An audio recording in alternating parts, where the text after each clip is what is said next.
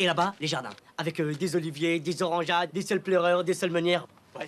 Et là-bas, le palais. Luxuriant, magnifique, chamarré. Avec une grande cour où il y aura plein de danseuses qui pourront danser. Et juste là, un petit géranium. Les gens d'Eauze, on les appelle toujours les Élusates. Les Romains!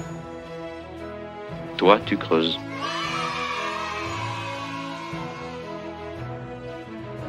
Le Gers, une histoire à creuser, le podcast qui parle d'archéologie et d'histoire à Eauze dans le Gers.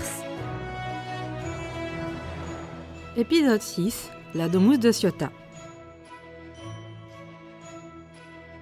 Bonjour à tous et bienvenue parmi nous. Je suis Laura, archéologue et médiatrice culturelle au pôle archéologique Élusa Capitale Antique à Eauze dans le département du Gers. Commençons par le commencement. Il faut savoir qu'il existe sous l'Empire romain des termes différents pour désigner les habitations en ville et celles à la campagne. Dans les campagnes, on trouve la villa, une résidence réservée aux plus aisés entourée par un domaine agricole. Dans les cités, on trouve plutôt la domus. C'est une maison de ville qui est le lieu de vie d'une famille relativement fortunée et de ses domestiques. Les gens du commun, eux, vivent plutôt dans des immeubles collectifs. À Eauze, la Domus de Ciotat est située sur le plateau de Ciotat, dans le périmètre de la ville antique d'Élusa. Son emplacement est repéré dans les années 70 suite aux prospections aériennes de l'archéologue Catherine Petit-Aupert. Au début des années 2000, dans le cadre d'un PCR, projet commun de recherche, la décision est prise de fouiller cette demeure de 4000 m². L'objectif est de mieux connaître la vie quotidienne des populations à l'époque antique dans les zones urbaines. En effet, l'habitat privé est assez mal connu en comparaison des monuments publics. Plusieurs équipes ont participé aux fouilles de la Domus de Ciotat de 2001 à 2012. La première triennale, sur 3 ans, est menée par une équipe franco-anglaise. Elle est dirigée par Simon Esmond Clary de l'université de Birmingham. Ces premières fouilles, de 2001 à 2004, permettent de comprendre les évolutions de la structure de la Domus. Les vestiges reposent à 50 voire 60 cm de profondeur et le chantier s'étend déjà à 2400 m² de superficie, dont 1500 m² uniquement pour la Domus. Entre 2016 et 2011, le chantier passe sous la direction de Pierre Pisani, à l'époque ingénieur INRAP.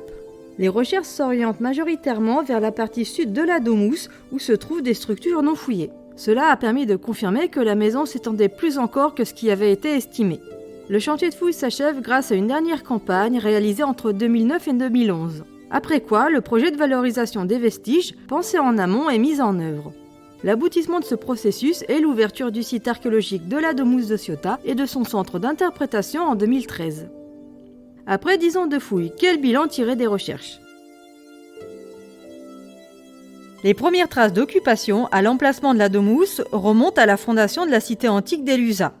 Ce qui est alors peut-être que des commerces est un simple alignement de bâtiments rectangulaires installés le long des rues et couvrant une surface de 400 m².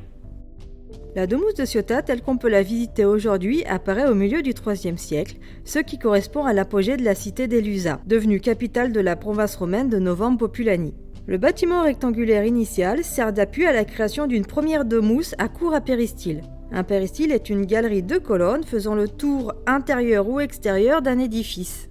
Autour de cette vaste cour agrémentée d'un puits, la demeure se dote de 3 nouvelles ailes. Nul doute que cet agrandissement est en lien avec le statut prestigieux de son propriétaire. Ce dernier fait décorer les murs avec des enduits peints à motifs floraux et végétaux et fait couvrir certains sols d'opus signinum, c'est-à-dire en béton tuileau, ici sans motif. Après ce premier agrandissement, on voit également apparaître un balnéaire avec un caldarium, une pièce chaude, et un frigidarium, une pièce froide. Vers le milieu du IVe siècle, la Domus s'agrandit à nouveau. Symbole de l'âge d'or de la maison, une salle de réception de près de 80 m², dotée d'un système de chauffage au sol, est construite. Une seconde cour entourée d'un péristyle lui fait face. Malheureusement, après l'apogée vient le déclin. Au tout début du Ve siècle, la Domus périclite. Les agrandissements effectués au milieu du IVe siècle sont remaniés pour laisser place à un vaste espace pouvant s'apparenter à une basse-cour. L'espace balnéaire, lui, est aussi démantelé, bien qu'une nouvelle pièce chauffée, de petite taille, soit installée à la place du frigidarium.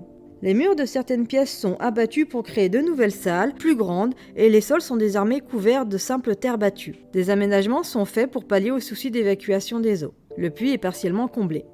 La Domus de Ciotat semble délaissée dès le milieu du 5e siècle, ce qui coïncide avec le déclin de l'Empire romain d'Occident. L'état de la maison est fortement dégradé, d'autant plus que les locaux viennent y récupérer des matériaux de construction, moellons de pierre, décors architecturaux, etc. Autour des 6e et 7e siècles, la vaste pièce de réception est même réaménagée pour servir de grange ou d'étable. Bien après l'abandon de la Domus, un espace funéraire est créé sur le site. 7 sépultures, dont certaines installées contre les anciens murs de la maison, ont été retrouvées. Après datation carbone 14, on estime qu'elles remonteraient à l'an 1000. Il n'est pas à exclure que ces tombes puissent être en lien avec une petite église installée à proximité et dont les archives attestent la présence au XIIe siècle. Vous savez désormais tout ce qu'il faut savoir sur la Domus de Ciotat. Sur le site elusa.fr, vous pourrez retrouver un article beaucoup plus complet sur les fouilles menées autour de la Domus de Ciotat. Je vous remercie de votre écoute et j'espère que cet épisode vous a plu. Si c'est le cas, n'hésitez pas à le partager autour de vous ou sur vos réseaux sociaux. Le Gers, une histoire à creuser, c'est fini pour cette année. Je voudrais remercier celles et ceux qui ont contribué à la création de ce podcast. Mes collègues qui ont relu les scripts et participé à la rédaction des articles d'accompagnement, merci à eux. Merci à David, Julie, Antoine, Amélie et Alexandre pour avoir prêté leur voix. Et enfin, merci à Elusa Capital Antique de m'avoir permis de développer ce podcast pour eux. Et moi, je vous dis à bientôt pour de nouvelles aventures.